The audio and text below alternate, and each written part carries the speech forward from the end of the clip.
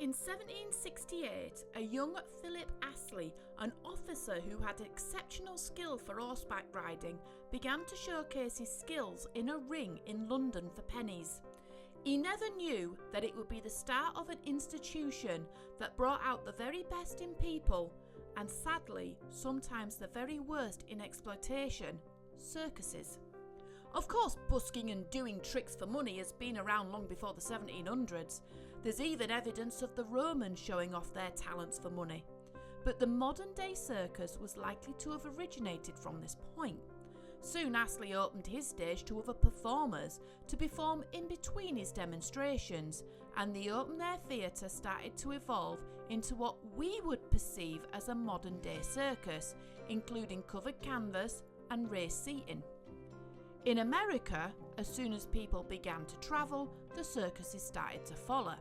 These were smaller circuses and sideshows, and were only limited by the size of what the horses could successfully pull, which wasn't a lot considering they were covering over rough terrain. In the 1830s, when the railroads were being developed, it would be natural to assume that this would be the start of the Great Circus movement. However, due to each railroad having differing gauges, traversing the rails from state to state will be just as difficult as it would be on horseback. Over the years, railroads began to adopt the standard gauges. It made moving goods and people easier, and not wanting to miss a trick, circus and sideshow owners began to take notice. P.T. Barnum was the first to take his show on the road, not long after his second attempt at a static museum burned down. He had been involved in sideshows for years and had achieved good success, but now his circus was booming and needed a reliable system to get both his human and his now growing animal collection to the towns. Firstly, Barnum would partner up with fellow showmen and circus owners Dan Costello and William C. Coop, and together they raised enough capital to create a new train in 1871, which began to tour in 1872. To help support the circus, a new type of rail car was developed. These were called railroad flat cars. There are some parts of the circus that benefited being in its own wheeled wagon. This included certain animals, especially the dangerous ones, equipment and promotional wagons like the pipe organ. Rather than have the wagons on the rails, they were loaded onto flatbed cars by the use of ramps and pulleys. This meant that the movement of equipment and animals on and off the train was quicker. Stock cars would have the larger exotic animals, and the majority of the equipment, the canvas and the large wooden poles for the big top would be tied to standard flatbed cars, and the passenger coaches would double as sleeping quarters for the majority of the staff and performers. Between 300 to 400 people would be involved in making a circus work.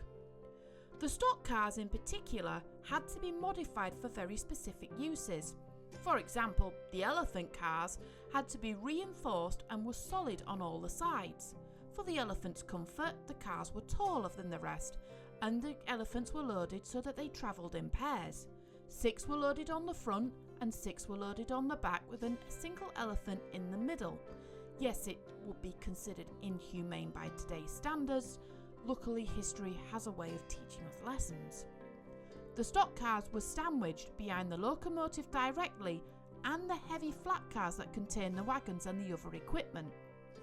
As there is no effective limit to the length of the train, the majority of the trains end up being over a mile in length and can have more than 60 stock cars and can take hundreds of wagons. The 300-strong crew would remain at the back.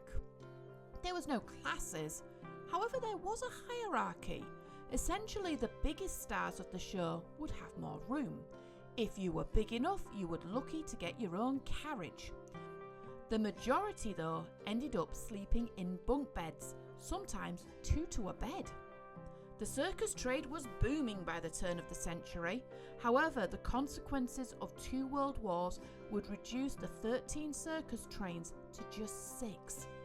The Ringling Brothers and Barnum and Bailey would be the largest, but after the war, circus trains had a bit of a resurgence, and soon it became a primary mover once again. To move practically a village on a weekly basis was no easy feat. It was more like a military operation.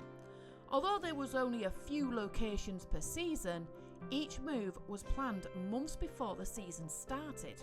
As each train would move through each railroad, negotiations with that railroad over pricing would have to take place. As well as this, they had to ensure no circus would clash with one another. Once the route and date set, then workers called advance agents would travel ahead to put up posters and create hype within the towns. The circus had its regular fan base, with some fans competing with one another on how many shows they would visit in a single season. Others would hear about their favourite performer and travel around just to see them as much as possible.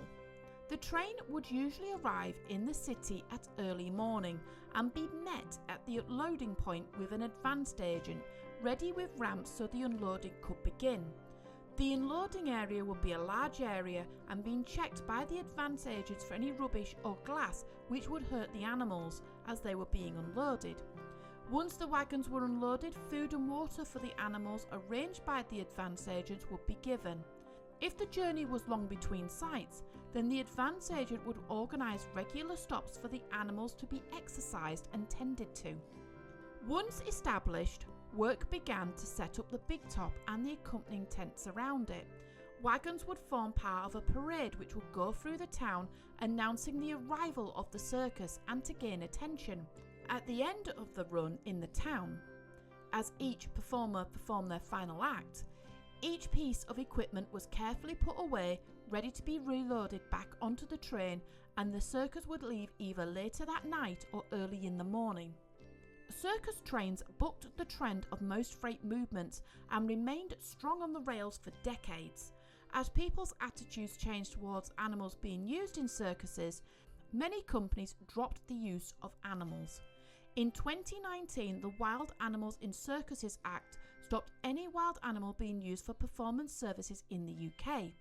In the US, it's up to the states to impose their own rules, with some states banning them altogether. After a small hiatus, the Ringling Brothers and Barnum are still touring the US, now with no clowns and featuring no animals for the first time.